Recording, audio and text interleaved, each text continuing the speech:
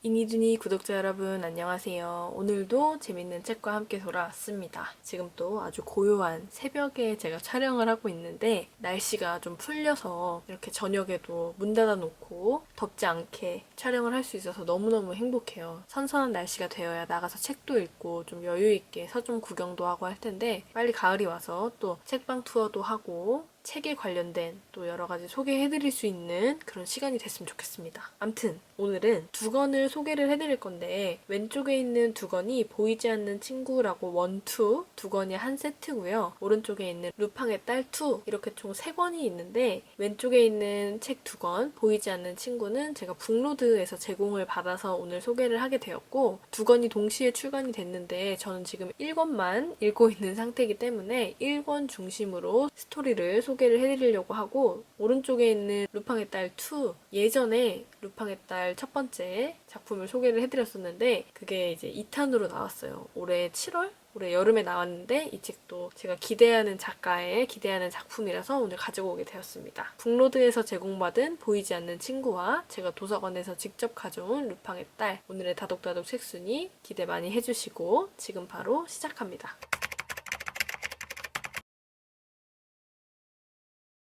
오늘 첫 번째로 소개해드릴 작품은 스티븐 크보스키 작가의 보이지 않는 친구입니다. 이 작품은 제가 말씀드린 것처럼 북로드에서 제공을 받아서 읽어보게 됐는데 저는 지금 1탄을 읽고 있어요. 왼쪽에 있는 파란색 이게 1탄이고 2탄도 동시에 출간이 되었는데 1탄이 정말 재밌더라고요. 그래서 시간 가는 줄 모르고 지금 열심히 몰입해서 읽고 있어서 아마 2탄도 금방 완독을 해내지 않을까 싶은 생각이 들었어요. 제가 지난 영상에서 아주 오랜만에 호러 작품을 소개를 해드렸는데 이번에도 또 의도한 건 아니지만 호러, 특히 다크 판타지 느낌의 작품을 가지고 오게 됐어요. 제가 지금 몇 년째 북튜브를 운영을 하면서 여름에는 항상 호러 특집으로 약간 무서운 책들을 한 권 한 권 끼워놓고 있는데 이제 날씨는 거의 가을이 됐지만 9월이기도 하고 아주 늦은 여름, 초가을에 쌀쌀한 날씨에 어울리는 호러 판타지 작품을 한번 소개를 해드리고 싶었어요. 그래서 오늘 이렇게 가지고 오게 됐습니다. 이 작가님에 대해서 먼저 말씀을 드리면 이분은 월플라워라는 작품이 굉장히 유명하대요. 저는 읽어보진 못했지만 월플라워라는 작품으로 많은 사랑을 받았고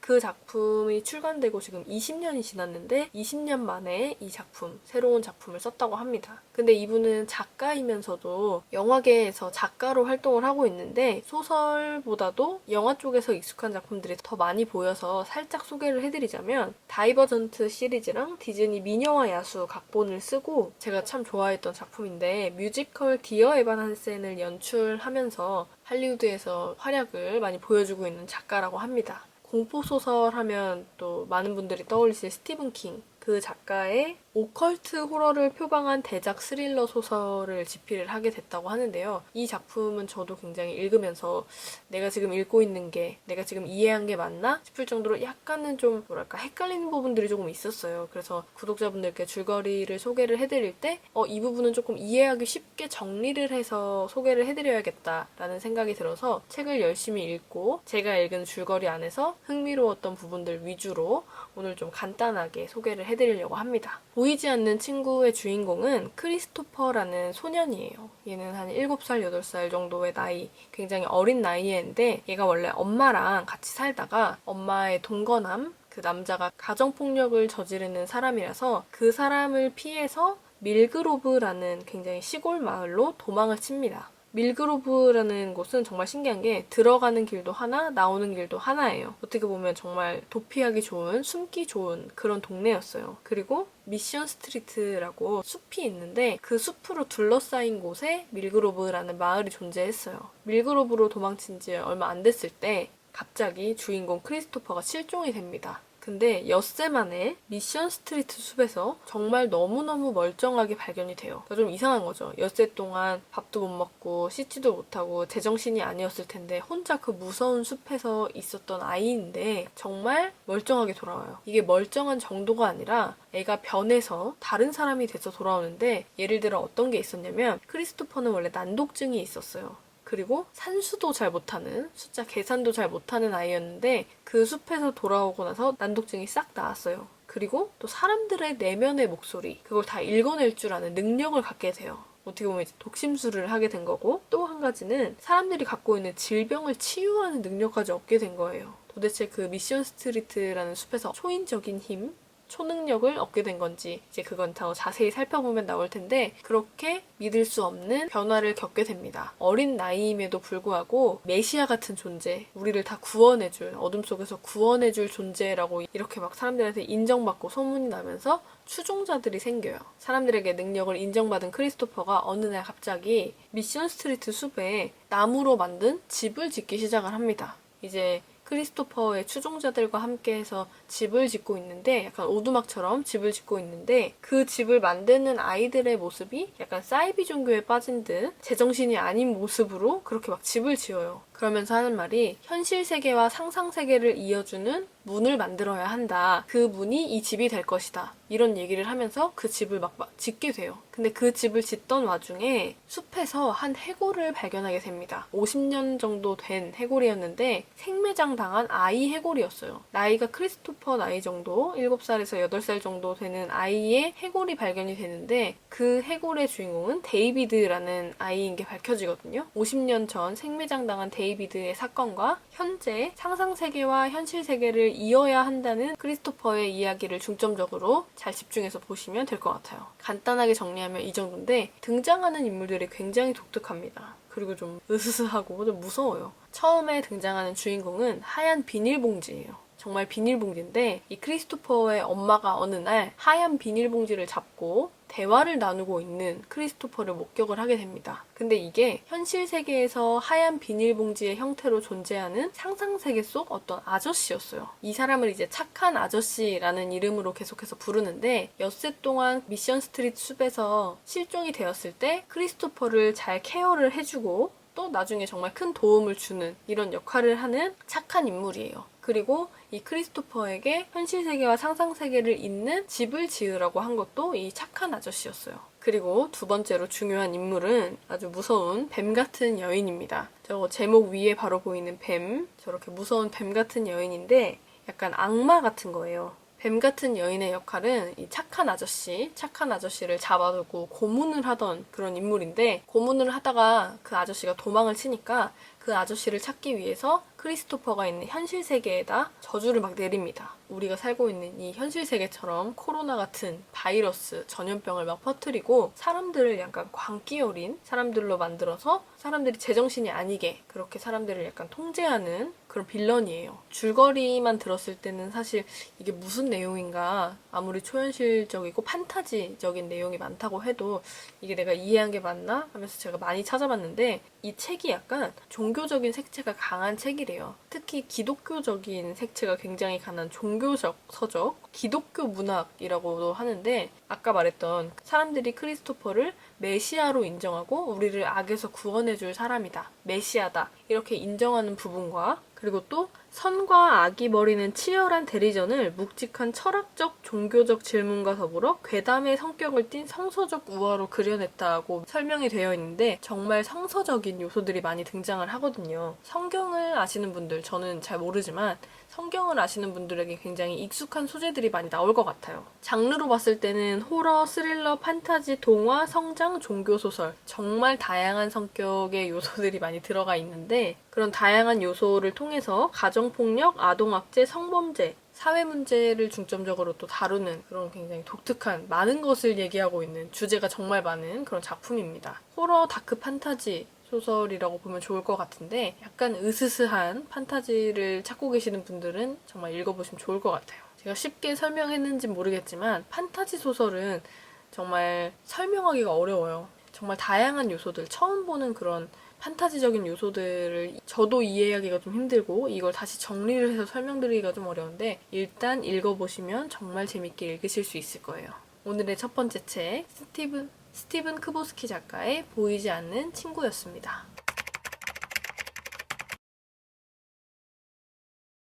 오늘의 다독다독 책순위 두 번째로 소개해드릴 작품은 요코제키 다이 작가의 루팡의 딸 2입니다.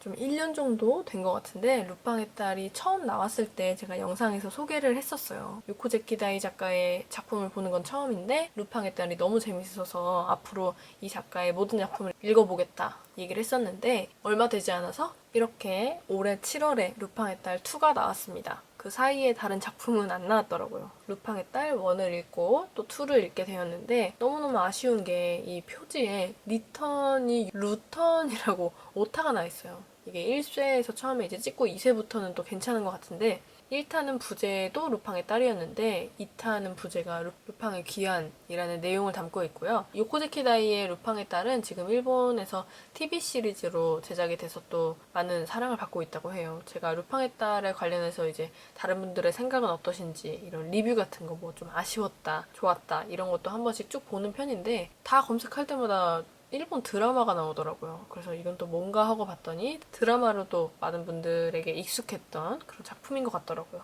루팡의 딸 1탄을 보지 않았다는 가정하에 루팡의 딸 2를 이해하기 위한 조금 가볍게 내용 정리를 하자면 루팡의 딸 1탄에서는 도둑 집안의 딸 하나코와 경찰 집안의 아들 카즈마가 만나서 연애를 하게 된 거예요. 그러니까 여기는 완전 유명한 대도 도둑 집안이었고 남자 쪽은 대대로 경찰, 가족 모두가 경찰인 정말 극과 극인 가족이었는데 이 두 사람이 서로 이제 가족에 대해서 알아가면서 과거에 대해서 알아가면서 그런 걸 다 인정하고 같이 사건을 해결해 나가면서 결국은 잘 이어지는 이제 해피엔딩으로 끝났던 그런 작품인데 행복하게 두 사람이 사건을 잘 마무리하고 끝난 4년 후의 시간을 다루고 있어요. 그 사이에 이제 도둑 집안의 딸인 하나코와 경찰 집안의 아들인 카즈마는 결혼을 하고 이제 정말 예쁜 딸을 낳아요. 안이라는 딸을 낳는데 이 애는 정말 신기하게도 엄마의 특성, 이 대도 집안의 딸인 엄마의 특성을 물려받아서 물건을 잘 훔쳐요.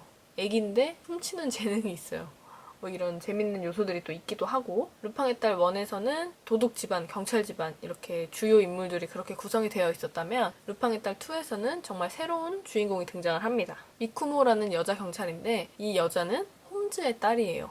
루팡의 딸, 홈즈의 딸. 뭔가 이 타이틀, 인물의 타이틀을 굉장히 잘 지은 것 같은데 홈즈의 딸인 이 미쿠모는 굉장히 예쁘고 능력도 좋아요. 경찰이 예쁜 게 뭐가 중요하겠냐마는 책에서 묘사를 하기를 정말 예쁘고 능력도 좋지만 또 덤벙대요. 전 이런 인물의 구성이 좀 마냥 반갑지만은 않거든요. 항상 이렇게 일본 소설 보면 여자 캐릭터를 보면 외모에 대한 칭찬이 엄청 많아요. 예쁘고 완벽하고 뭐도 잘하고 요리도 잘하고 뭐도 잘하고 한데 약간 덤벙대.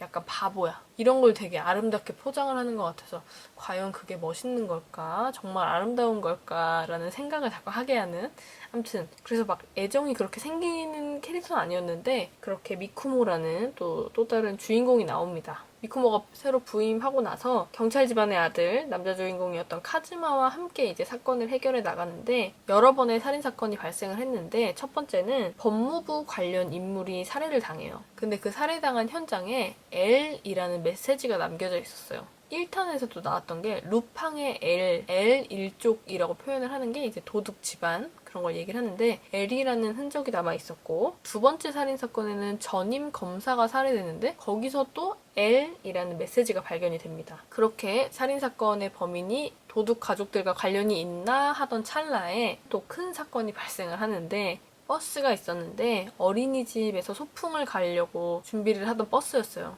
그래서 거기는 이제 가족, 애기 엄마들이랑 아이들, 선생님들이 타고 있었는데 어떤 사람이 아주 잔인하게도 그 어린이들이 타고 있던 버스에 폭발물을 설치를 해놓고 버스를 납치를 해요. 근데 하필 또 그 버스에 이 책의 주인공 루팡의 딸인 하나코와 카즈마의 딸인 안 이렇게 두 모녀가 타고 있었습니다.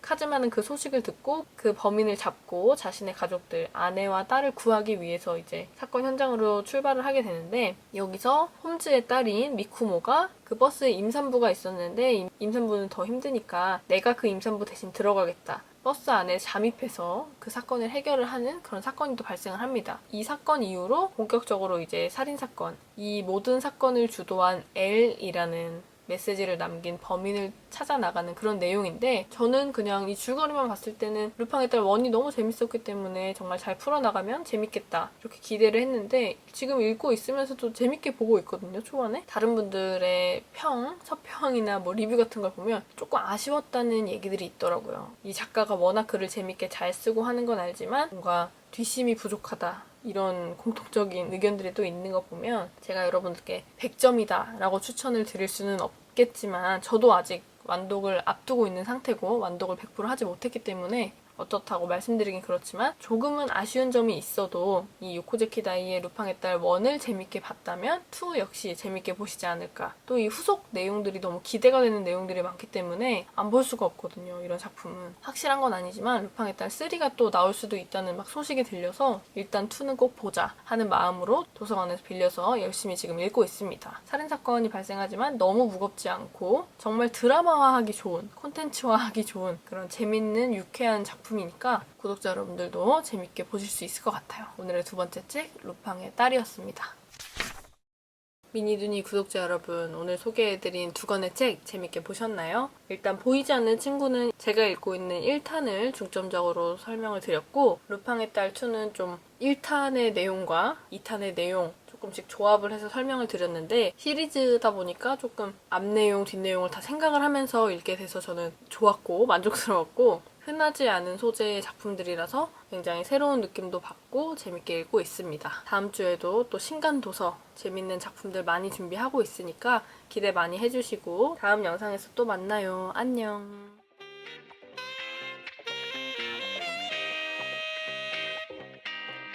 Enchantée.